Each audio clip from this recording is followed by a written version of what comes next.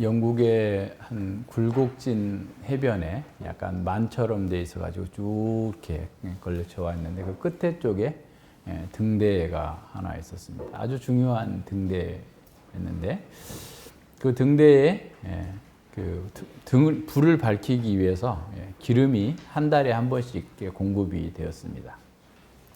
그 등대와 마을이 거리가 멀지 않아 가지고 사람들이 기름이 집에 떨어지면 등대지기한테 와서 기름을 빌려가는 일들이 예사로 있었던 것 같아요.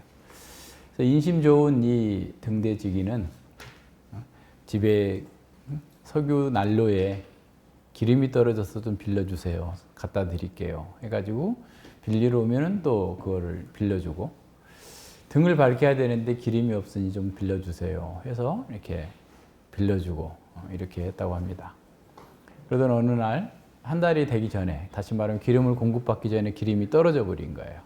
근데 마침 그날 그래서 불을 밝힐 수가 없었는데 바다에 큰 폭풍우가 불어가지고 등대에 빛을 보지 못한 배가 몇 척이나 그 해변가에 좌초되고 말았어요.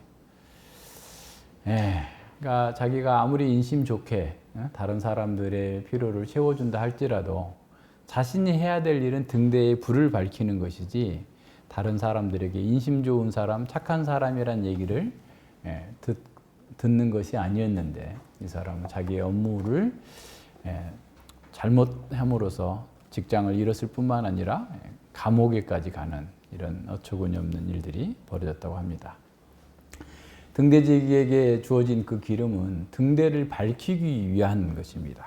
그 등대를 밝힘으로써 그 배들의 안전한 항해를 돕고자 주어진 그 등대의 기름을 다른 데 유용하게 되면 아무리 선한 의도가 있다 할지라도 그것은 굉장히 위험한 일이 되는 것이죠. 이것은 우리에게도 마찬가지입니다. 우리에게 주어진 은사들은 무엇을 위해 주어졌을까? 한번 생각해 보셨습니까? 하나님께서 어떤 목적으로 우리에게 생명과 재물과 다양한 은사를 주셨을까? 그것을 우리 마음대로 사용하도록 정권을 주신 것인가? 아니면 하나님의 영원하신 뜻과 경륜을 이루기 위해서 우리에게 그것을 공급해 주신 것인가? 그러니까 세상에 빛이 되라고, 세상에 소금이 되라고 우리에게 이 교회적 사명을 주고 이 교회의 지체로서 우리의 삶을 살라고 주신 것들을 우리는 다른 곳에 유용하면서 실제로 우리가 해야 될 주된 그 일에는 너무나 소홀히 하고 있는 것은 아닌지 한번 돌아볼 때가 됐습니다. 지난 시간에 본 것처럼 어떤 사람이 머무는 그 장소는 그 사람이 누구인지를 보여준다라고 했습니다. 그래서 우리는 마치 우리 중심적으로, 자기 중심적으로 궤도를 움직이는 사람, 그러니까 기득권자, 유대의 종교 지도자들, 그리고 유다를 보았고, 하나님 중심으로 그 궤도를 움직이는 예수님과 한 여인을 보았습니다. 이 마태와 마가는 이 기득권자들이 예수님을 죽이려고 하는 사건과 그 상황과 그 다음에 유다가 예수님을 파는 그 사이에 이 한 여인의 아름다운 헌신을 집어넣음으로써 샌드위치 구조를 통해서 이 여인의 헌신의 아름다움 그리고 기득권자들 또 유다의 자리를 이탈한 그 모습들을 아주 극명하게 대조해서 보여주고 있습니다. 스킬더 목사님은 이 향유를 부은 여인에 대해서 이렇게 말합니다. 사탄 같은 늑대들 사이에서 섬기는 천사다라고 얘기합니다. 이 본문은 해석학적으로 조금 좀 다뤄야 될 부분이 있습니다. 그러니까 이제 기름 붓는 여인의 사건이 복음서에 총 4번 나타나요. 누가복음 7장에 그러니까 이 사람 목회자들도 이걸 구분을 못 하니까 막 헷갈리는 거예요. 그러니까 누가복음 7장에는 바리새인 시몬의 집에서 그건 갈릴리예요. 갈릴리 바리새인 시몬의 집에서 한 죄인인 여자가 예수님의 발에 기름을 붓고 머리로 닦는 그 장면이 나옵니다. 그리고 문제를 제기한 사람은 그 바리새인 시몬 집 주인이 그렇게 한 거죠. 그래서 많이 사함 받은 자가 많이 감사한다. 그걸 했고요. 그 다음에 요한복음 12장과 그리고 마가복음 14장 그리고 지금 마태복음 26장에 나오는 이 세 기사는 하나로 보입니다. 그러니까 이제 조금 어려워요. 그러니까 이제 학자들도 다 견해가 다른데 제가 한 주 동안 내내 그거 가지고 찾아보고 그 장소를 쭉 뒤져봤는데 그거는 한 사건으로 보는 게 맞아요. 예, 그러니까 어떤 학자들은 다 네 번 다 다른 사건이다라고 보고 어떤 사람은 마태와 마가의 사건은 한 사건이고 요한이 기록한 그 요한복음 12장은 또 다른 사건이다. 그래서 이제 세 사건으로 보는 사람도 있고 전체를 또 하나로 보는 사람들이 있는데 저는 요한복음, 마가복음, 마태복음에 있는 그 세 사건은 하나의 사건이다라고 봅니다. 왜냐하면 일단 주제적으로 하나예요. 주제적으로 하나이기 때문에 그래요. 예수님의 죽음을 장례를 예비하고 있다라고 하는 것이 나타납니다. 그리고 이제 그 두 가지 요한복음과 또 마가복음, 마태복음의 그것을 조화시키기 위해서 조금 다른 부분이 있어요. 예를 들어서 요한복음에는 배단이, 그러니까 요한복음도 배단이고 지금 마태복음도 배단이, 장소는 배단인데 요한복음은 나사로의 집이라는 말은 안 나오는데 나사로의 집 같아. 왜냐하면 나사로도 있었고 마르다와 마리아가 있었기 때문에. 그런데 지금 마가복음과 마태복음에서는 문둥병자 시몬 집이라고 그랬거든요. 그러니까 이게 어떻게 된 건가라는 거하고 또 요한복음에는 6월절 6일 전에 엿새 전에 베다니에서 있다. 그러니까 이제 다른 사건이다라고 보는 거예요. 그런데 한 사건으로 보면 어떻게 되냐면 그러니까 그 6월절 6일 전에 베다니에 도착했어요. 도착한 것을 요한은 얘기를 한 거고, 그리고 이제 이 기름 붓는 여인의 사건이 나온 것은 이틀 전이고. 그러면 이제 시몬과 그 나사로의 관계는 어떤 건가에 대해서는 두 가지 예측 가능한 게 있는데, 하나는 뭐냐면 나사로나 마르다 마리아의 아버지가 시몬일 수도 있고, 아니면 친지가 있을 수 있어요. 친척일 수 있어요. 그러면은 요한복음과 이 마태복음과의 그것이 자연스럽게 해소가 됩니다. 그러니까 시기와 장소의 문제를 가지고 그렇게 보는데, 왜냐하면 아무리 제자들이 바보래도 똑같은 사건이 막 3번씩 일어났는데 똑같이 막 화내면서 아니라고 이렇게 하겠어요? 그것도 지금 6월절 이틀 전, 일주일 전의 얘기인데 그거는 아닌 거야. 한 사건이었는데 아직 제자들은 못 깨달았고, 그죠? 그러니까 일주일에 똑같은 일이 3번씩이나, 그것도 향유는 한 사람 연봉만큼의 큰 돈이에요. 쉽게 말하면 오늘날 한 5천만 원 정도 되는 만큼의 그 값어치가 있는 일들이 동시에 3번씩 벌어졌는데 제자들이 동일한 반응을 한다라는 것은 그건 이해하기가 어려운 거예요. 그래서 이제 예수님의 죽으심과 관련해서 이 사건을 보여주고 있는데 저자들마다 그 신학적인 의도가 달라요. 보여주고자 하는 바가. 그러니까 이제 마가와 마태는 거의 비슷하고 요한은 거기다가 이제 그 둔 이유가 있어요. 뒤에 거하고 연결시키기도 하고 이제 또 앞쪽에 연결시킨 그 문맥상의 구조가 있고, 누가복음에서는 이 사건을 기록하지 않았는데 마리아와 마르다가 어떤 일을 했는가에 대해서 누가복음 10장에서 말씀해 주고 있는데,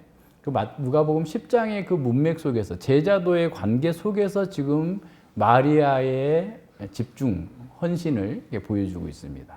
그래서 그걸 연결해서 보면 우리가 조금 더 분명하게 나옵니다. 그래서 요 내용들을 이렇게 보시면 하나의 사건인데 그것은 그렇게 저자들마다 베다니에 도착한 시간으로서 엿새 전이라고 보고, 그리고 이 일은 이틀 전에 일어났다라고 하는 것으로 보는 것이 분명해요. 왜냐하면 예루살렘하고 이 베다니하고는 한 3km 정도 떨어져 있는데, 예수님께서 예루살렘에 가서 하시다가 다시 또 베다니에 돌아와서 주무시고 또 가고 이런 방식으로 계속했을 가능성이 크기 때문에 그렇게 보시면 됩니다.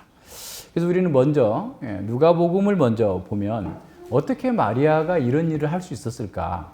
3년 반 동안 예수님을 따라다니고 있는 제자들도 지금 자기 장소를 찾지 못해서 예수님의 죽으심에 대해서 적어도 3번 이상 가르침을 받았음에도 불구하고 헤매고 있는데, 마리아는 이것을 알고 준비하고 전적으로 자기를 헌신할 수 있었을까?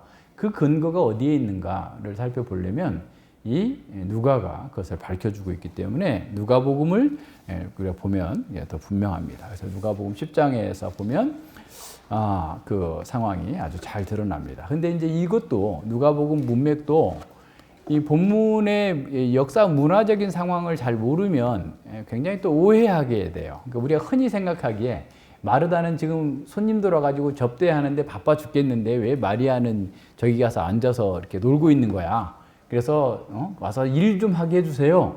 라는 방식으로 이 본문을 보면 그건 잘못 보는 거예요. 우리 시각으로 보는 거예요. 그 당시의 시각으로. 그러니까 2000년 전으로 우리는 거슬러 올라가서 그 당시에 이게 어떤 의미가 있는지를 살펴봐야 됩니다. 어쨌든 내용 간단합니다. 예수님을 비롯해서 이 마르다의 집에 이게 또 왔어요. 도착했는데 마르다는 자신을 돕지 않고 있는 그 마리아를 보면서 예수님께 불평을 해요. 근데 예수님은 오히려 마르다를 꾸짖고 마리아의 선택을 칭찬하고 있어요. 우선 여기서 이렇게 중요하게 다뤄야 될 것은 뭐냐면 마리아가 예수님의 발 아래에 앉았다라는 말이에요. 발 아래 앉아서 주의 발 아래 앉아서 말씀을 들었다라고 하는 표현이 있거든요. 그래서 발 아래 앉아 그 말씀을 듣더니라는 말은 제자가 됐다고 하는 관용적인 표현이에요. 그러니까 우리가 지난번 사도행전 할 때도 얘기했지만 바울이 자신이 가말리엘의 문화생이다. 가말리엘의 발 아래에서 배웠다. 이렇게 말하는 거예요. 그 거라사 광인이 치료를 받고 난 후에 예수님의 발 앞에 앉았다라고 했을 때도 예수님의 제자가 됐다라고 하는 아주 관용적인 표현입니다. 자, 그러니까 보세요. 마르다가 정신이 없었던 것이 자기가 일이 많아서 음식을 막 해야 되는데 손이 부족해서 그랬다면 그런 것일까에 대해서 한번 더 생각할 여지가 있어요. 왜냐하면 예수님의 답변과도 연관이 되거든요. 마르다가 그렇게 정신이 없어서 정신없이, 그러니까 이게 이제 뭐 마음이 분주하다라는 말은 마음이 정신이 없었다, 혼미해졌다, 큰일 났다, 지금 이런 의미예요. 그냥 마음이 막 이것저것 막 해야 되는데 막 이게 뭐 그런 정도가 아니라 정신이 혼미해졌다라는 그런 표현입니다. 그럼 왜 그랬는가? 우선은 당시의 고대 근동의 그 문화적 문맥에서 여자가 남자와 같은 방에 들어갈 수가 없었어요. 남자들이 있는 방, 여자들이 있는 방 따로 이렇게 있어요. 그래서 남자들과 함께 예수님의 발 아래서 예수님의 제자가 됐다라고 하는 것은 큰일 날 일이에요. 마르다가 볼 때는. 무슨 말인지 알겠어요? 그러니까 일이 바빠서 혼자 감당하기 어려우면 눈치를 주면 되잖아. 야, 마리아 빨리 나와. 나 좀 도와줘. 이렇게 하면 돼요. 마리아에게 하면 되는데 예수님께 지금 불평을 하고 있는 거예요. 자, 그러면 왜 그렇게 했을까? 이렇게 불평한 이유는 뭐냐면 큰일 났네. 마리아 저거 이제 저렇게 남자들과 함께 같은 방에 앉아서 그 제자가 됐다라는 얘기를 들으면 이제 저 시집가기 틀렸어. 라고 하는 엄청난 그 가족의 명예의 수치가 되는 거예요. 지금도 지금 그 탈레반이 장악한 그 아프가니스탄에 히잡을 안 쓰면 막 죽인다고 하는 애들이 그 문화적 전통을 고수하고자 하는 거예요. 그래서 고대에는 여자들이 머리를 이렇게 내놓고 다닐 수가 없었어요. 머리는 첫날 밤에 그 남편에게만 보여줄 수 있을 정도. 평소에는 다 머리를 가리고 사는 거예요. 그러니까 이제 오늘 그거가 상관이 있는데, 그래서 여자들의 지위가 굉장히 낮았던 이런 시대에 여자가 감히 남자들과 함께 같은 방에 앉아서 예수님의 말씀을 듣고 있다고 하는 것 자체가 지금 마르다가 정신이 혼미해진 이유인 거예요. 무슨 말인지 알겠어요? 그래서 이런 일이 온 동네에 소문이라도 난다면 이제 마리아는 결혼도 못 하겠구나. 큰일 났다. 라고 하는 그 상황 속에서 지금 마르다가 불평한 겁니다. 그래서 결혼한 남자들도 특별한 이유가 없으면은 아내하고 같은 방에 잘 있지 않았을 정도로 이런 문화 속에서 대범하게 마리아가 다 남자들만 있는 예수님의 제자들 틈바구니 속에서 예수님께 지금 말씀을 듣고 있는 것에 대해서 마르다는 깜짝 놀란 거죠. 그래서 이 마리아는 당시의 사회적 간섭을 완전히 무너뜨리면서 예수님의 제자가 된 것에 대해서 지금 마르다가 굉장히 놀란 거예요. 지금 오늘날처럼 신문이 있다면, 배단위 신문 있으면은 톱 기사로 나올 거예요. 이런 충격적인 일이, 세상에 이런 일이 라고 할 정도로, 신문에 날 정도로 큰 사건이에요. 그러니까 우리가 이런 문맥을 보고서 이걸 봐야 이게 무슨 말인지 이해가 됩니다. 예, 그래서 예수님은 그 마르다의 말에 그 표면적인 것이 아니라 그 속뜻을 알고서 이렇게 대답을 하신 거예요. 그러니까 마르다야, 마르다야, 내가 많은 일을 걱정하면서 힘들어하는구나. 나도 다 이해한다. 그러나 한 가지 아쉽다. 나는 내가 음식 한 접시 더 많이 가져오는 것보다 내가 생명의 양식을 주는 자인 것을, 그리스도인 것을 네가 알기를 바란다. 내 동생은 이미 좋은 쪽을 택했기 때문에 네 동생을 네가 원하는 대로 나는 내보내주지 않을 거야. 나는 음식보다 나의 제자를 삼는 것이 더 중요해. 라고 말씀하신 거예요. 이해가 되시겠어요? 지금 예수님은 제자 삼기 위해서, 사람들을 구원해서 제자 삼기 위해서 이 땅에 오셨는데 그까짓 거 음식 먹는 게 중요한 게 아니고 여자든 남자든 어쨌든 누구든 예수님의 제자가 되는 것이, 제자가 되게 하는 것이 예수님의 이 땅에 오신 목적이다라는 겁니다. 그래서 예수님께서는 아무리 선한 일을 한다 할지라도 말씀을 먼저 공부하라라는 거예요. 그러니까 말씀을 먼저 공부해야지 바른 섬김이 있는 거지, 말씀을 공부하지 않고 뭘 대단한 걸 한다고 해서 안 된다라는 겁니다. 누가가 이 선한 사마리아인 비유에 이 지금 마리아와 마르다 사건을 덧붙여준 이유가 있어요. 그러니까 바리새인이 내 이웃이 누굽니까? 라고 했을 때 예수님께서는 누구다? 라고 말씀하시지 않고 사마리아인, 이방인이라고 여기는 그 사람이 강도 만난 자의 이웃이 된 것처럼 너도 가서 그렇게 해라 라고 했어요. 그럼 그렇게 하기 전에 뭘 해야 된다는 거예요, 지금? 먼저 공부하라는 거예요. 모든 사람을 이웃 삼아서 그들에게 선을 행하는 거 좋은데 그렇게 되려면 먼저 제자가 돼서 말씀을 공부하고 그 일을 하라라고 하는 것을 문맥 가운데서 누가는 우리에게 가르쳐주고 있습니다. 이웃을 사랑하려면, 하나님을 사랑하려면 먼저 말씀을 듣는 것이 필수적이다라고 하는 것을 확증해 주는 겁니다. 그래서 아무리 바른 행동이라 할지라도 말씀 공부하는 것을 대신해 줄 수 없다라는 거예요. 그래서 마리아는 이런 상황을 다 알고 있었던 거예요. 언니가 그렇게 하는 것도 알고 있었고, 당시 사회적인 관습 속에서 자기가 감히 남자들 옆에서 예수님의 제자가 된다고 하는 것은 얼마나 위험한 일인지 다 알고 있어요. 그죠? 자기 진짜 결혼을 못할 수도 있을 정도로 위험한 일이라는 사실을 알고 있으면서도 과감하게 주님의 말씀을 들으려 나아간 거예요. 그것을 예수님께서는 칭찬하시면서 얘는 좋은 편을 택했기 때문에 나는 너에게 빼앗기지 아니하리라 라고 말씀하는 겁니다. 마르다가 주님을 접대하고자 하는 것은 틀린 거 아니에요. 잘한 겁니다. 그러나 먼저 영적인 양식을 먹어야 되는 거예요. 이 한 가지만이라도 족하다. 이 말씀은 영적인 충족이 더 먼저다 라고 하는 것을 역설적으로 강조해 줍니다. 그래서 어떤 학자는 이 한 가지만이라는 말을 어떻게 표현하냐면 제자가 되는 것만 그것이 먼저라고 얘기할 정도로 그렇게 얘기합니다. 그러니까 우선순위가 바르게 되어 있는 사람이 참된 제자의 삶을 살 수 있습니다. 말씀을 먼저 공부해야 제자가 될 수 있는 것이죠. 바울 사도가 지식이 없는 열심을 가졌던 유대인들에 대해서 안타까워한 것처럼 오늘날 사람들도 지식은 없는데 열심히 뭔가를 하려고 하는 겁니다. 빛이 없는, 계몽이 없는 그 열정에 빠져 있는 거예요. 하나님께서 우리에게 열심을 주셨다면 그건 감사한 일이에요. 열심으로 해야 돼요. 근데 어떻게 해야 돼요? 지식을 따라서 열심으로 해야 돼요. 그죠? 아내를 사랑하는데 무작정 사랑하는 게 아니라 지식을 따라 사랑하라. 그죠? 그러니까 모든 면에서 우리는 하나님의 말씀과 그 원리를 따라서 우리의 행동이 이루어져 가야 된다는 거예요. 그러나 열심이 없는 지식, 열심이 없는 지식이 지식 없는 열심을 대체할 수 없어요. 그렇게 해서도 안 되는 거죠.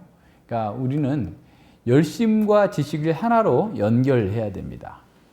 존 맥케인이라고 하는 신학자는 이렇게 말합니다.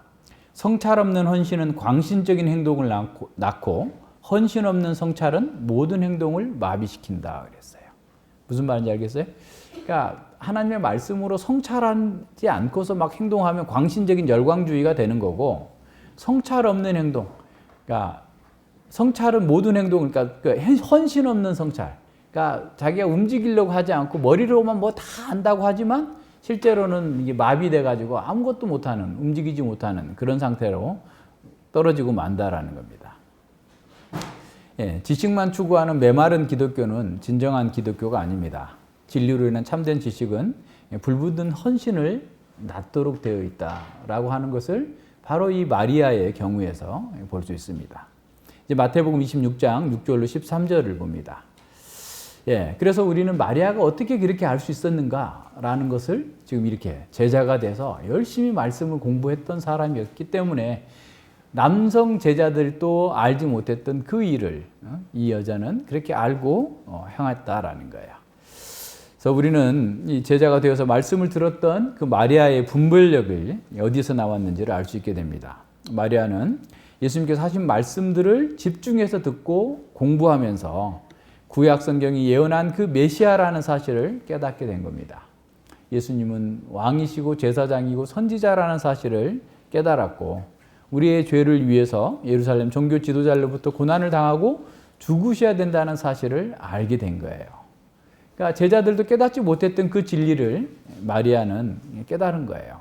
그래서 이렇게 왜 분별력은 말씀을 듣고 순종하는 것에서 성장하고 자랍니다. 그러니까 분별력이 있기를 원한다면 말씀을 공부하고 그리고 그 말씀대로 순종해 나가야 돼요. 그래서 마리아는 예수님이 그리스도이심을 알기 때문에 자신의 전 재산이라고 할 수 있는 그 값비싼 향유를 사서 예수님께 부어 드린 거예요. 이 향유는 인도에서 수입한 고급 향기름인데, 인도에서 나는 어떤 나드 식물이라는 그 뿌리와 이삭에서 나온다고 그러는데 굉장히 많은 양을 추출해야만 조금 나오나 봐요. 예, 그렇기 때문에 가격이 비싼 거예요. 엄청 비싼 거죠. 쉽게 말하면 오늘날도 향수 한 병에 뭐 5천만 원짜리 쓸 수 있는 사람이 얼마나 되겠어요? 가령. 그러니까 오늘날 우리 경제가 부유한 시대임에도 불구하고, 예, 그리고 그 향이 아주 강하고 오래 가기 때문에 이 향이 아주 비쌌다고 하는데, 요한복음에 보면 예수님의 발에 붓고 머리로 이렇게 닦아줬다라고 나오는데, 아마 양이 많았기 때문에 그 머리에 붓고 또 이렇게 약간 이제 당시에는 이렇게 약간 옆으로 누워서 식사를 하는 그런 상황이니까 그렇게 하다 보니까 남는 것 발까지 이렇게 다 그냥 전적으로 다 부어드리고, 그다음에 그 머리를 풀러서, 그러니까 머리를 풀렀다라고 하는 것도 그건 아주 충격적인 일이에요. 그러니까 자기 남편에게만 보이는 그런 머리를 풀러서 그냥 그 예수님의 발을 닦았다고 하는 것은 전적인 헌신을 하는 것을 이렇게 보여줍니다. 그래서 중동의 전통과는 완전히 어긋나는 아주 충격적인 그런 일들을 지금 하게 된 겁니다. 최고의 충성과 헌신을 보여줘요. 전적인 자기 생명과 재산과 모든 것을 주님을 위해 바칩니다라고 하는 거예요. 그래서 이 향유의 향이 온 집안을 가득 채웠어요.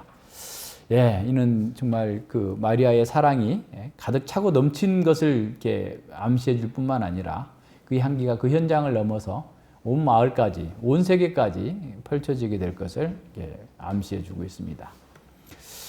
예, 이 본문에는 향유값이 나오지 않는데 요한복음에서는 또 마가복음에서는 300데나리온이라고 합니다. 300데나리온은 1년 동안의 노동자의 품삯을 다 모은 건데, 왜냐하면 안식일에 이 사람들은 일 안 하니까 많이 해봐야 300일인데 300일을 누가 또 계속 일이 없어요. 뭐 오늘 같은 경우야 뭐 뭐 이렇게 아주 유능한 목수도 매일 일이 없잖아요. 그죠? 쉬는 날이 있는 것처럼 당시에는 얼마나 없었겠어요. 그러니까 이게 300데나리온이라는 것은 한 사람이 한 뭐 5년, 10년 해서 모을 수 있는 그런 정도의 큰 돈이다라고 생각하면 이렇게 맞습니다. 그러니까 이렇게 큰 금액을 그냥 허비한다라고 제자들은 생각을 한 거죠. 그러니까 마리아의 이런 섬김이 낭비라고 생각합니다. 그래서 제자들은 이 향유를 비싼 값에 팔아서 가난한 자들을 구제해야 된다라고 책망을 한 거예요. 그러니까 유대교에서 경건의 표지는 전에도 얘기했지만, 그러니까 우리 마태복음 6장에 나오잖아요. 구제와 기도와 금식이에요. 그러니까 근데 구제하는 것은 아주 경건한 유대인의 아주 특징이고, 특별히 지난 시간에도 얘기했지만 6월절에는 가난한 사람들도 와야 되는데 올 경비가 없으니까 가난한 사람들을 더 도와주는 일이, 구제가 더 많이 필요한 그런 때인 거죠. 그러니까 이렇게 돈이 많이 필요하고 구제가 많이 필요한 때에 왜 그렇게 큰 돈을 낭비하느냐라고 하면서 책망을 한 겁니다. 분노했다 그래서 화를 내면서 책망을 한 거예요. 예. 하지만 예수님께서는 지금 상황에서는 그 어떤 일보다도 이 여자가 아주 중요한 일, 아름다운 일, 적합한 일을 했다라고 말씀하십니다. 어찌하여 이 여자를 괴롭게 하느냐? 저가 내게 좋은 일을 하였느니라. 가난한 자들은 항상 너희와 함께 있거니와 나는 항상 함께 있지 아니하니라. 이 여자가 내 몸에 이 향유를 부은 것은 내 장사를 위하여 함이니라 그랬어요. 예, 예수님은 이 여인의 행동을 좋은 일, 또 적합한 일, 아름다운 일이라고 칭찬하고 있습니다. 마리아는 예수님께서 이 땅에 오신 그 궁극적인 목적을 깨달았고 상징적으로 예수님의 장례를 위해서 그 기름을 부었던 것입니다. 유대인들은 그 애굽 사람들처럼 그 방부제를 넣어가지고 이렇게 뭐 미이라를 만들지 않고 그냥 그 매장을 했는데, 사랑과 공경의 표시로 부패로 인한 어떤 악취를 없애기 위해서 향유와 방향제 정도를 뿌렸어요. 그러니까 아무리 돈이 없이 가난한 사람도 유대인 장례식에는 꼭 두 가지는 해야 되는데, 피리 부는 사람 2사람, 울어주는 사람, 그리고 이 향유를 준비해야 돼요. 그러니까 그것이 비싸든 안 비싸든 방향제든. 그러니까 가난한 사람들도 반드시 준비하는 것이 이런 장례죠. 그리고 장례에는 돈을 많이 써도 된다라고 생각한 거예요. 이 왕자에 대한 존경의 표시라고 생각을 했기 때문에 그런 일들은, 그러니까 이것도 뭐 부자들이 자기 부모가 죽거나 이렇게 하면은 이 정도는 뭐 썼을 수도 있을 상황이겠죠. 그러니까 부자인 아리바데 요셉이 미리 자기 죽을 무덤을 파놓고 아마 했으면 그런 정도의 사람들은 그렇게도 썼을 수 있는 그런 상황입니다. 예, 그러니까 이것을 잘 생각해 보면 지금 예수님의 장례를 알고서 지금 이렇게 준비한 그 여인의 행동을 적합한 행동, 좋은 일, 아름다운 일을 했다라고 예수님은 칭찬하고 있는 겁니다. 예, 예수님은 이 땅에 하나님 나라를 가져오셨지만 어떤 물리적인 정복을 통해서가 아니라 십자가의 죽음을 통해서 자기 백성을 하나님 나라로 이끌어내시는 그러한 방법으로 이 땅에 오신 겁니다. 사탄과 죄를 정복하기 위해서 고난받고 죽으셔야 했음을 마리아는 알게 된 거예요. 그래서 자기 전체를 이 일을 위해서 헌신하게 됩니다. 그래서 예수님은 여자를 책망하던, 이 마리아를 책망하던 제자들을 책망하시는 겁니다. 제자들은 아직도 예수님께서 이 땅에 오신 그 목적과 사명과 본질을 깨닫지 못하고 있었던 상황인 거죠. 그래서 제자들은 향유를 부은 것을 엄청난 낭비라고 생각했지만 예수님은 하나님의 아들이 이 땅에 오신 그 목적을 성취하기 위한 중대한 사건, 인류의 역사의 대분기점을 준비하는 가장 적합한 행동이다라고 말씀하신 겁니다. 예수님 자신의 목숨을 많은 사람의 대속물로 주시려고 준비하셨고 이제 때가 되어서 지금 죽음의 자리로 오신 거예요. 도착하신 겁니다. 이것을 깨달은 이 여자는 예수님의 장례를 위해서 주님의 몸에 경건하게 그 향유를 부었던 것입니다. 가난한 자들은 언제든지 구제할 수 있어요. 제자들은 그 일을 소홀히 해서는 안 되는 거예요. 하지만 지금은 예수님께서 가져오실 그 하나님 나라를 준비해야 되는 그런 때입니다. 그 어떤 것보다도 그 일에 집중해야 되는 거예요.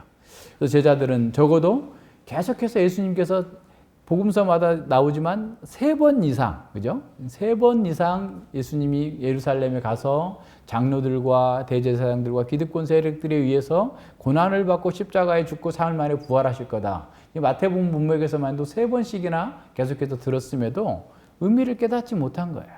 근데 이 여인은 그걸 깨달았다라는 사실이 얼마나 놀라운지 모릅니다. 예.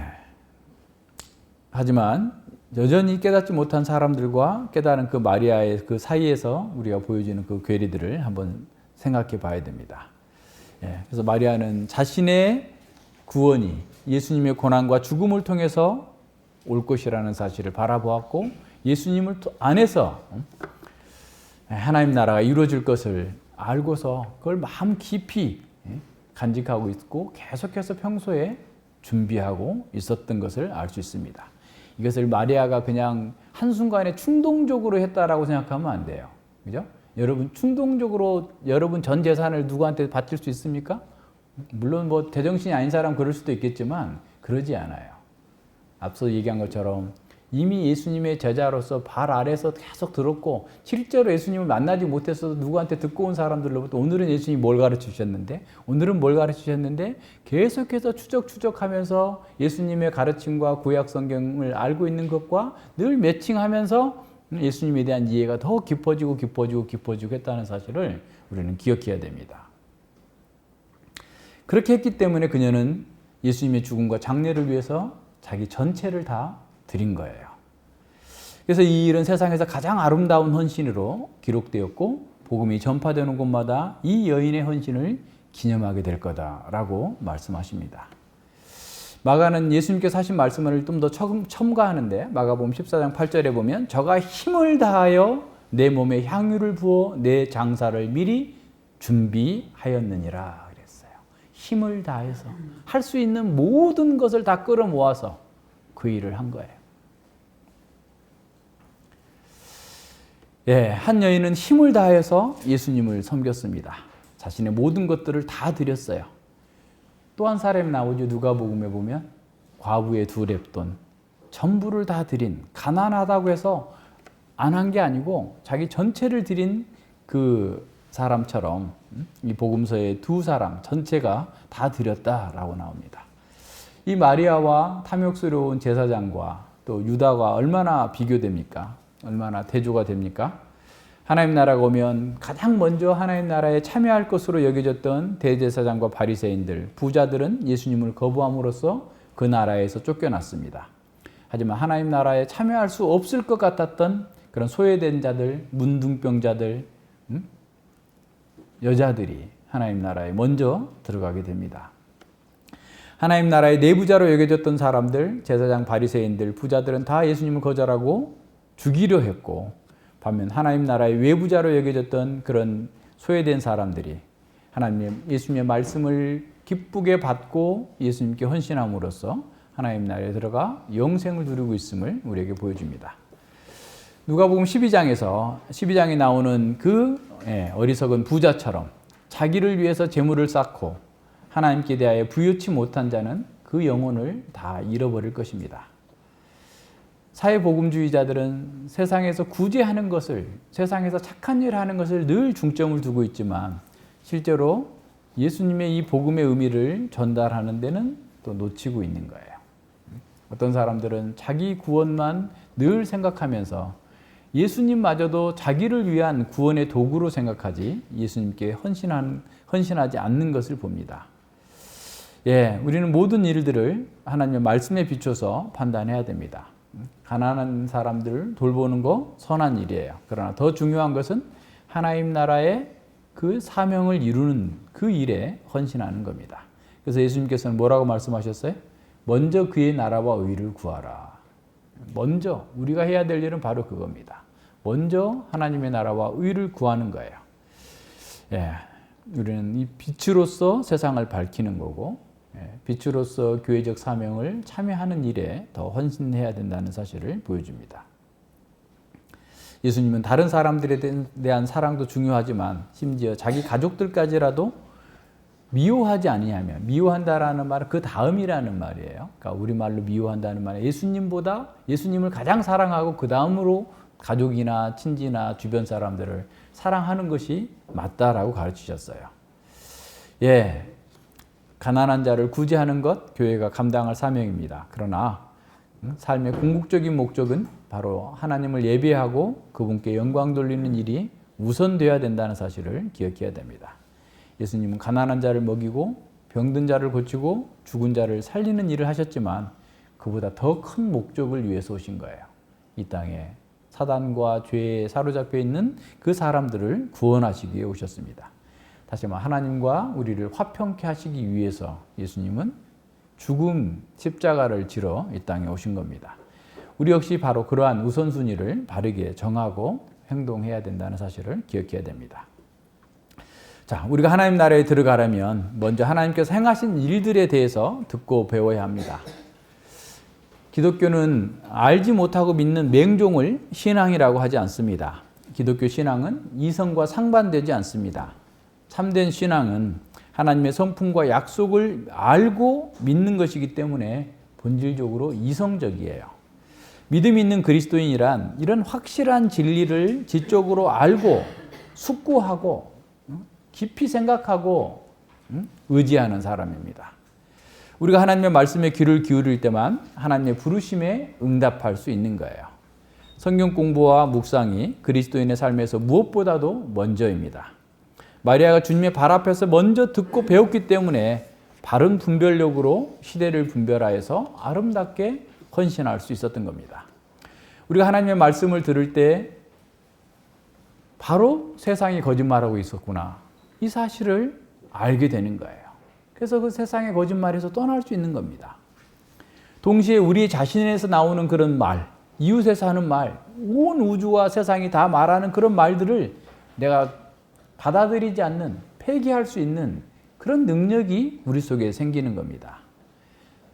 세상의 거짓말에 대해서 아니오라고 말하고 하나님의 진리에 대해서 예라고 응답하는 것이 진정한 회개이고 자기 부정입니다. 그리스도인의 삶이 시작되는 그 첫걸음이 회개인데, 그리고 제자의 길을 가는 것은 자기 부정을 통해서만 이루어질 수 있는 거예요. 좁은 길로 가는 겁니다. 그래서 좁은 길로 들어가는 것을 힘써야 된다. 힘쓰라는 말은 헬라어로 아나고니 마이라는 그런 말인데 죽도록 힘쓰다, 목숨을 걸고 싸우다 이런 뜻입니다. 그러니까 성경을 공부하기 위해서 여러분 죽도록 힘씁니까? 마리아는 죽을 수도 있어요. 돌 맞아 죽을 수도 있는 상황에 그 당시에 사회의 관습을 무너뜨린 거예요. 남자들과 함께 앉아 있어요. 결혼을 못할 수 있는 위기도 있었던 거예요. 머리를 풀어서 예수님의 발을 닦아주는 것 또한 이것은 정말 더 큰 문제를 야기시킬 수 있는 엄청난 위험을 감당한 거예요. 죽도록 힘쓴 겁니다. 공부하는 것도 죽도록 힘썼고 그 말씀을 따라 살기 위해서도 죽도록 힘쓴 겁니다. 좁은 문으로 가겠다고 하면서 그렇게 우리가 힘쓰고 있습니까? 자기가 가는 방향이 틀렸고 자기가 믿었던 것이 거짓말이라는 것을 알지 못한다면 그냥 그 길로 가면 되지 왜 회개를 합니까? 세상이 좋으면 왜 회개합니까? 세상대로 살면 되지. 더 열심히 추구하면 되는 거지. 세상으로 가면 멸망이 있기 때문에 회개하라는 거 아니에요. 그 길이 거짓말이고 잘못됐고 멸망의 길이라는 사실을 알기 때문에 넓은 길을 포기하고 좁은 길로 가기를 힘쓰는 거 아닙니까? 자기가 좋은 거라면, 자기가 가는 방향이 맞고 자기가 추구하는 바가 옳다면 그거 더 열심히 하면 되죠. 근데 성경은 그러지 말라고 하거든요. 멈추라. 생각해봐라. 정말 네가 원하는 것이, 네가 추구하는 것이 너에게 좋은 것인지 한번 살펴봐라 라고 말씀하고 있는 거 아니에요. 그래서 이 자기 부정하는 것도 말로만 해서 자기 부정이 되는 게 아닙니다. 그러니까 아마도 우리 교회만큼 자기 부정이라는 얘기를 많이 하는 데가 없으니까 그냥 어떤 분은 귀에 딱지가 입을 정도로 자기 부정이라는 얘기를 들었는데 실제로 자기 부정이 되고 있느냐? 그냥 자기 부정이 그냥 쉽게 안락의자에 앉아 소파에서 누워가지고 TV 보면서 자기 부정이 됩니까?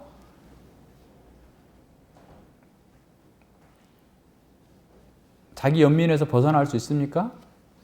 어려워요. 왜냐하면 자기 중심적인 생각이 자기 생명과 딱 달라붙어 있는 것처럼 여기는 거야. 우리 지난번에 천국과 지옥에서 말했던 것처럼 달라붙어 있으니까 이걸 잘 죽이면 너 자유케 된다라고 하는데도 안 돼, 너 죽이지 마 이렇게 하잖아요.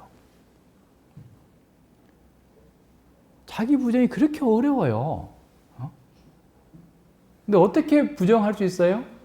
자기가 그걸 잡고 있는 것과 나를 좀 사로잡고 있는 것이 나에게 유익하지 않다라는 사실을, 진리를 알아야지 그걸 부정하려고 하는 힘이 생기고 기도하고 나아가는 거죠.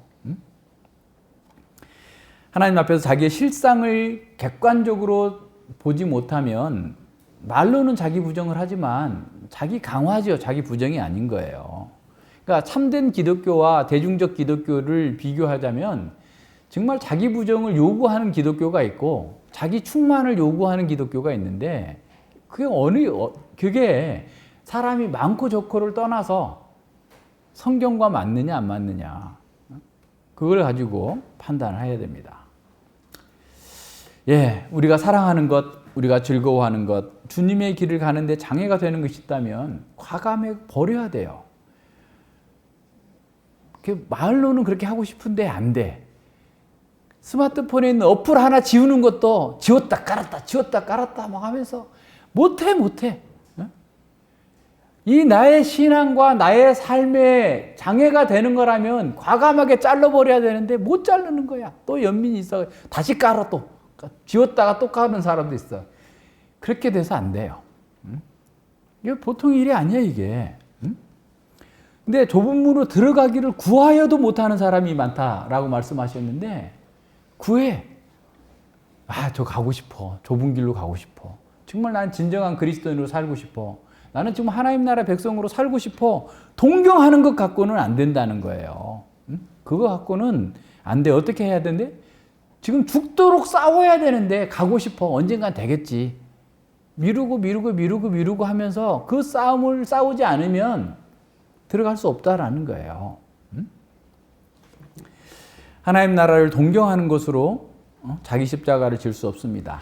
신령한 것을 갈망하고 진리를 알고 하나님의 신비를 엿보면서 수다를 떤다 해가지고 하나님 나라에 그 좁은 문으로 들어갈 수 없습니다. 전력 투구해야 돼요. 좁은 문으로 들어가기를 힘쓰는 것은 아이고 힘들어. 난 도저히 못하겠어. 아이고 나를 왜 이렇게 괴롭게 하세요? 그 아니에요. 그게 자유예요. 그게 생명입니다. 그거를 느끼고 누리는 사람이 그 속에서 진정으로 기쁨과 안식 가운데 사는 거죠. 마리아는 밥 먹는 것보다도 주님의 말씀을 듣는 것이 더 즐거웠어요. 더 기뻤어요. 그 속에서 영원한 양식을 보면서 너무나 즐겁고 감사했어요. 마리아의 생각을 다시 돌아봅니다. 그는 주님께서 말씀하셨어요. 우리처럼 설교 듣고 밖에 나가서 다 잊어버려. 여기 돼지도 다 잊어버려. 이런데 마리아는 그렇게 하지 않았어요. 계속해서 묵상했습니다. 예수님께서 가르쳤던 말씀을 깊이 묵상했어요. 그래서 말씀을 공부한 사람은 그 말씀을 반드시 묵상하지 않으면 자기 것이 안 돼요. 그래서 마리아는 이 묵상함으로써 구약 성경과 예수님의 가르침을 연결시킬 수 있었어요. 그래서 예수님이 바로 구약이 예언했던 메시아라는 결론에 도달했어요. 예수님의 말씀을 듣고 자기가 죄인이라는 사실을 알게 됐어요. 자기가 영원한 사망이라고 하는 그 위기에 처해 있다는 사실 또한 보게 됐어요. 그래서 예수님이 아니고서는 자기는 이 땅에서 왕처럼 살아도 멸망할 처지구나 라는 사실을 알게 된 겁니다. 그런 후에 자기 자신을 전적으로 들여서 헌신하게 된 겁니다. 마리아는 단지 공부한 것으로 끝나지 않고 그 배운 말씀을 열심히 복습하면서 그 말씀이 그러한가 하여서 상고할 때 분별력을 기른 거예요. 베레아 사람들이 말씀을 진지하게 받고 간절하게 받고 정말 그 말씀이 그러한가 해서 상고한 것처럼 마리아는 바로 그런 태도로 주님의 말씀을 받았습니다. 그래서 예수님과 그 시대의 표적을 분별하면서 가장 시의적절하게 누구도 보지 못했던 그것을 보고 그렇게 행동했던 겁니다. 로이 존스 목사님은 믿음은 생각하는 것에서 시작되고 성장한다라고 말씀합니다. 오늘 있다가 내일 아궁이에 던져지는 들풀도 하나님이 이렇게 입히시거늘 하물며 너희일까 보냐 믿음이 적은 자들아. 왜 믿음이 적을까에 대해서 말씀하시면서 이렇게 말씀합니다. 이 단락에서 우리 주님은 믿음이란 일시적으로 사고라고 말씀해요. 1차적으로 사고라는 거예요. 그러니까 믿음이란 뭐냐? 생각하는 거다. 생각하는 거다. 이게 맞은지 들은지 생각하는 것에서 믿음이 있고 믿음이 성장할 수 있다는 거예요. 믿음이 적은 자가 갖는 모든 문제는 사고하지 않는 거예요. 생각하지 않는 거예요. 막 공부는 해. 내가 우리 청년 형제 보고 오늘 많이 공부했지? 집에 가서 열심히 생각하셔야 돼. 늘 얘기해. 생각해. 왜냐하면 그 생각 속에서 내가 세상을 분별하니까. 나를 볼 수 있으니까. 주님의 말씀의 근거에서, 그래서 계시 의존적 사색이라고 그러잖아요. 말씀의 근거에서 생각하지 않으면 어떻게 돼요? 믿음이 적은 자에 돼가지고 맨날 뭘 먹을까 뭘 마실까 염려만 하고 있는 거예요. 어떻게 살지? 불평하고 염려하고 거기에 빠져 있는 겁니다. 그런 사람은 환경이 자신을 위협하도록 만듭니다. 그러니까 환경만 바뀌면 막 굴쩍굴쩍 하는 거예요. 그냥 막 요동하는 거예요. 왜? 생각을 하지 않으니까. 야, 들에 있는 벽화파를 봐라. 산에 있는 새들을 봐라. 쟤들 창고가 있니? 뭐가 있니? 근데 하나님께서 먹이시지 않느냐. 하나님 생각해봐. 너가 하나님의 자녀라면 하나님께 너 굶어 죽도록 내버려 두시겠니? 생각 좀 하라는 거야. 믿음은 생각을 하라는 거예요. 생각을 하라는 거예요. 그래서 우리는 우리 주님의 교훈을 관찰하며 연역해 연구하는데 더 많은 시간을 보내야 합니다. 연역해서 연구하는데 더 많은 시간을 보내야 돼요. 성경은 논리로 가득 차 있으며 따라서 우리는 믿음을 순전히 신비적인 어떤 것으로 생각해서는 안 됩니다. 성경은 다 논리적이에요. 아까 이성적이라고 그랬잖아요. 논리적인 거예요. 우리는 안락 의자에 앉아서 놀라운 일들이 자동으로 일어나기를 기대해서는 안 됩니다. 그것은 기독교의 믿음이 아닙니다. 기독교적인 믿음의 믿음은 본질적으로 사고입니다. 생각하는 것입니다. 라는 거예요. 새들을 보라, 그것들을 생각해 보라, 그리고 연역해 보라, 풀을 보라, 들판에 핀 백합을 보라, 그것들에 대해서 생각해 보라. 믿음의 사람을 우리는 이렇게 정의 내릴 수 있습니다. 믿음의 사람이란 모든 것이 지적인 면에서 그를 위협하고 쓰러뜨리려 할 때 사고하기를, 생각하기를 포기하지 않는 사람이라고 말입니다. 믿음이 적은 자들의 문제는 자신의 사고를 조정하는 대신에 자신의 사고가 다른 것에 의해서 조정받도록 만드는 거예요. 다시 말하면 믿음의 사람은 내가 왜 이런 문제가 왔지? 말씀에 비추어서 계속 점검하고 이렇게 했으면 어땠을까? 저렇게 했으면 어땠을까? 하나님께서는 뭘 원하셨을까? 어떤 것을 하나님께서 하기를 원하셨을까? 라고 사고하면서 생각하면서 자기의 생각을 바꾸어서 내가 다시 정리하고 다시 정립한다면 믿음이 적은 사람들, 생각하지 않는 사람들은 누가 이런 말하면 이렇게 휩쓸려 가고 누가 저런 말하면 저렇게 휩쓸려 가는 거예요. 상황에 자기를 맡겨버리는 거예요. 말하자면 그런 사람은 제 자리를 맴돕니다. 발전이 안 돼요. 똑같아요. 항상 그 자리에 있어요. 이것이 바로 두려움의 본질입니다. 그렇기 때문에 맨날 두려워하는 거예요. 뭘 먹을까, 뭘 마실까, 뭐 어쩔까, 저쩔까. 계속 두려워, 염려, 근심에 사로잡혀 있는 겁니다. 그것은 사고가 아닙니다. 생각하는 게 아닙니다. 그것은 사고의 부재, 생각하는 것의 부재, 생각하는 데 실패한 것입니다. 그것처럼 말씀이 내 앞에까지 왔으면 내 마음으로 가지고 들어가서 어디다가 둘지, 그걸 어떻게 적용할지 한 번 더 생각하는 거예요. 생각하는 거. 그렇게 해야만 말씀의 지배를 받는 거예요. 말씀의 은혜를 누릴 수 있는 겁니다. 말씀을 공부하고 묵상하는 것, 이건 그리스도인의 필수적인 삶이에요. 근데 여기까지도 안 하니까 지금 문제죠. 근데 그것 자체가 목적은 아니에요. 진리를 알고 진리를 따라 사고하는 것은 진리를 구현하는 삶을 살기 위한 도구입니다. 말씀을 따라 살기 위해서 묵상하는 거지 내가 많이 알았다고 그냥 뭐 3층 천을 걷고 있다고 해가지고 그거 자랑하려고 하는 게 아니에요.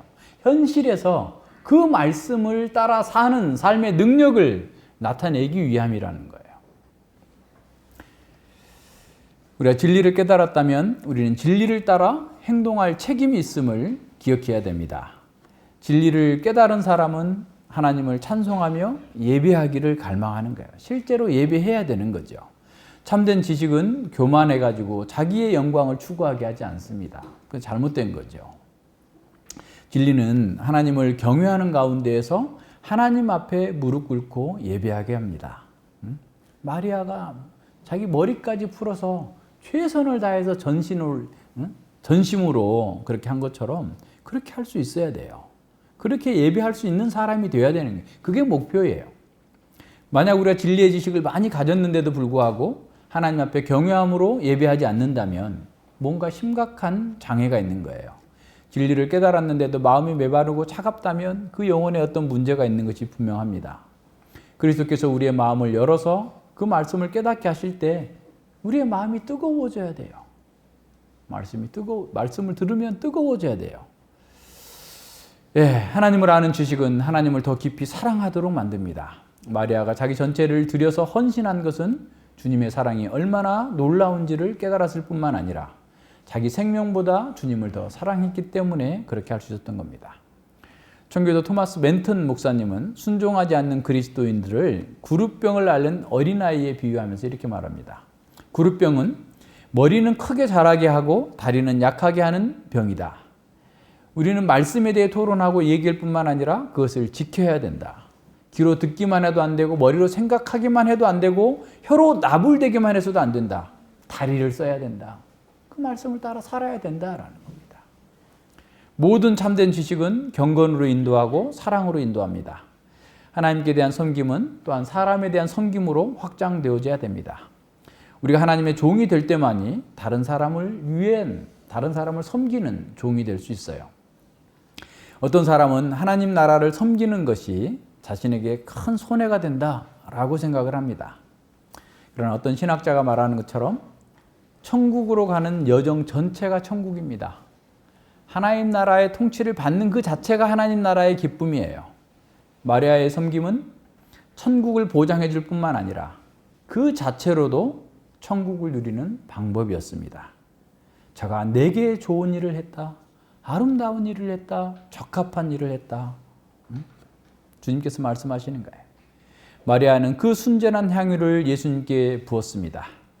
그의 행동으로 온 집안이 그 향으로 가득 찼어요. 이는 복음의 향기가 온 세계로 퍼질 것을 내다보게 합니다. 그러나 우리는 여기서 마리아를 주목해 봐야 돼요. 그녀의 영혼에 기쁨의 향유가 가득 찼다는 사실을 볼 수 있어야 됩니다. 그녀는 주님의 은혜로운 그 사역에 동참함으로써 기쁨에 흠뻑 젖었습니다. 그녀는 자기 재물에 대해서 아까운 생각을 조금도 하지 않았어요. 또한 앞으로 어떻게 살아갈 것인지, 어떻게 결혼할 수 있을지 이런 걱정 전혀 하지 않았어요. 오히려 그녀는 자신에게 주어진 모든 은사는 바로 주님을 섬기기 위해서 주어진 것임을 알았어요. 그래서 선한 청지기로서 자신에게 주어진 그 모든 것들을 바르게 정당하게 사용한 거예요. 오늘 우리가 누가복음 19장 읽었죠? 열무나 비유 나오죠? 예수님께서 10문화를 남긴 사람, 5문화를 남긴 사람에게 야, 성공했다. 성공한 종아, 잘했다. 이렇게 칭찬한 게 아니고 잘했다, 충성된 종아 그랬어요. 그가 성공했기 때문에 칭찬하신 게 아니라 그가 신실했기 때문에 주님의 말씀대로 했기 때문에 그를 칭찬한 겁니다. 한 문화 받은 사람에게 책망하시죠? 한 문화 받은 사람 왜 그렇게 했을까? 여전히 자기가 잘못된 방식으로 주님을 본 거예요.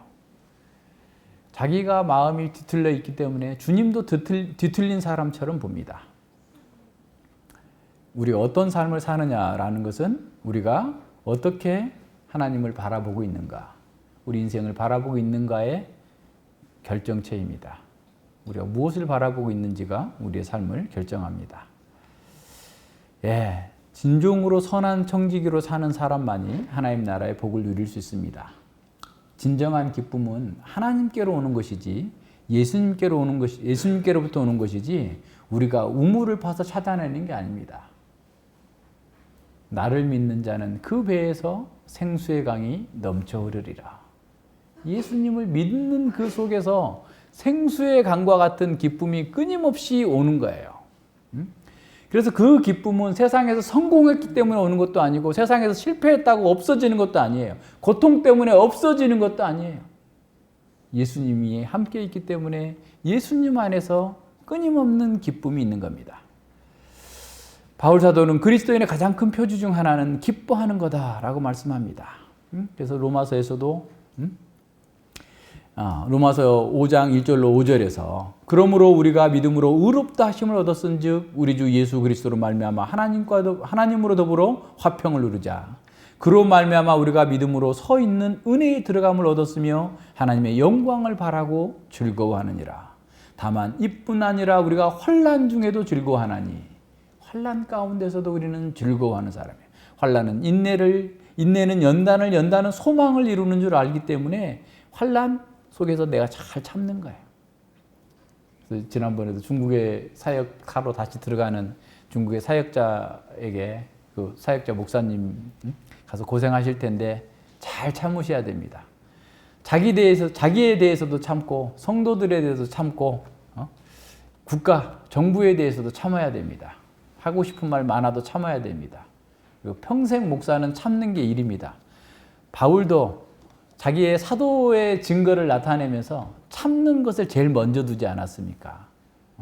이적을 행하고 뭐 예수님을 만나고 뭐 등등 한 것보다 참는 것이 나의 사도의 표적이라고 하셨으니 우리도 잘 참고 갑시다 라고 했더니 목사님 슬프네요.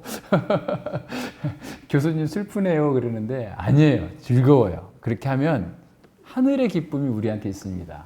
하면서 서로 그냥 안아주고 잘 가서 하시라고 기도하겠다고 이렇게 하면서 보냈는데 참는 거예요. 그런데 그 참는 속에서 우리는 기쁨이 있어요. 그래서 하나님의 사랑이 그 마음에 부어진 사람은 그 배에서 생수의 강이 넘치는 것처럼 기쁨이 어떤 상황에서도 기뻐할 수 있습니다. 아니 그리스도인이라면 항상 기뻐하라고 명령을 받고 있어요. 왜? 우리가 이 땅의 것이 전부가 아니니까, 이 땅의 고난이 전부가 아니니까 주님이 너희와 함께 있다면, 너희가 하나님 나라의 시민이라면 어떤 상황에서도 항상 기뻐하라 라고 말씀하시는 거예요. 명령하시는 겁니다. 그래서 역사상 모든 참된 그리스도인은 가장 힘든 상황에서도 기뻐함으로써 주님의 사랑과 복음을 증거했습니다. 사람들은 기쁨을 찾아서, 쾌락을 찾아서 점점점 더 많이 나가지만 점점 쾌락이 줄어들어요. 더 많은 비용을 지불하고 또 지불해도 예를 들어서 예전에는 10만 원짜리 예를 들어서 술을 한 잔 마셨으면 기뻤는데 이제는 그것도 안 돼. 한 100만 원짜리 마셔도 옛날에 10만 원짜리 마셨을 때 기쁨이 5였다면 이제 100만 원짜리 마셨는데 기쁨이 2밖에 안 돼. 1000만 원짜리 마셨는데 기쁨이 1밖에 안 돼. 점점점 기쁨이 줄어드는 거예요. 그거는 무감각하게 만들어버려요. 육체의 기쁨은. 그리고 이 육체의 기쁨은 성경에서 말하는 그 하늘의 기쁨과는 차원이 다릅니다. 어느 정도냐면 알곡과 쭉정이에요. 껍데기는 비슷할 거 보이죠? 기뻐하는 것 같아요. 예를 들어서 막 대박 났다. 무슨 뭐 로또에 당첨됐다. 사업에 성공했다. 무슨 뭐 주식에서 뭐 어쨌다. 뭐 대단한 어떤 일이 있었다 할지라도 그 기쁨은 쭉정이일 뿐이에요. 우리의 기쁨은 어떤 상황에서도 사라지지 않고 강화되는 진정한 기쁨입니다. 주님께서 주시는 그 기쁨이에요. 세상의 기쁨을 추구하는 것은 오히려 더 자기 파멸적인 결과를 낳게 됩니다. 그런데 더 큰 문제가 있어요. 등대지기가 자기 마음대로 기름을 나눠줘가지고 등대를 밝히지 못해서 징벌을 받은 것처럼 하나님께서 사람들에게 주신 그 은사를 자기 마음대로 자기만을 위해서 사용한다면 하나님께서 그 책임을 물으실 날이 온다는 겁니다. 무서운 일이죠. 예, 그래서 우리는 기쁨을 추구해서는 기쁨을 얻을 수 없어요. 예, 하나님 나라에 속해 있을 때, 하나님 나라 시민으로 살 때 하늘의 기쁨을 누립니다. 그래서 예수님의 사랑, 십자가의 사랑을 경험한 사람들만이 이 하늘의 기쁨을 누릴 수 있어요. 그래서 천국의 그 향기름에서 나오는 아름다운 향기를 우리가 온 세상으로 퍼뜨리는 거예요. 어떤 신학교의 학장이 아주 열심히 공부하는 신학생을 몇 달 만에 불러가지고 자네 내 방에 좀 오게 해가지고 불러서 이렇게 말했다고 합니다. 이제 자네가 여기서 공부한 지도 몇 달이 지났는데 내가 자네를 관찰할 기회가 있었는데 자네는 성적도 좋고 소명에 대해서 아주 진지하게 생각하고 공부도 열심히 하고 분명한 목표를 가지고 있는 듯하네. 그러나 나는 자네에게서 기뻐하는 것을 찾아볼 수 없었다네. 기쁨을 찾을 수 없었다네. 자네는 자네가 하는 공부에 별로 기쁨을 누리지 못하는 것 같아서 걱정이다 라고 말하는 거예요. 혹 목회 사역으로의 소명을 다시 한번 생각해 봐야 될지도 모르겠어.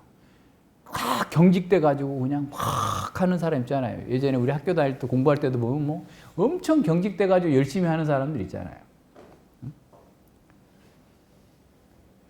목회자가 기쁨이 없다면 그 좋은 소식이 좋은 소식이라고 확신하면서 가르치기가 힘들 걸세. 자네의 표정과 행동과 말을 통해서 기쁨을 전달할 수 없다면 자네는 진정한 그리스도의 증인이 될 수 없네. 하나님이 하신 일로 인해 즐거워하는 것이 우리의 사역의 필수적인 일이지. 우리에게도 동일해요. 우리가 기뻐하지 않으면, 우리 교회에 기쁨이 넘치지 않으면 이게 무슨 재미가 있어요? 왜 예수님을 믿는 거예요? 그냥 세상의 허접한 기쁨, 육체적인 저급한 기쁨을 얻기 위해서 교회에 왔습니까? 그래서 교회에 개그맨 세워야 되고 교회에 무슨 게임하고 맨날 이런 거 해야 됩니까? 하늘의 기쁨을 누리는 사람이 복음을 전할 수 있습니다. 목회자는 성도들이 하늘의 기쁨으로 기뻐할 때 가장 보람을 느낍니다. 반면에 그 기쁨을 누리지 못하는 성도를 볼 때 힘들어요. 왜 못 누리고 있을까?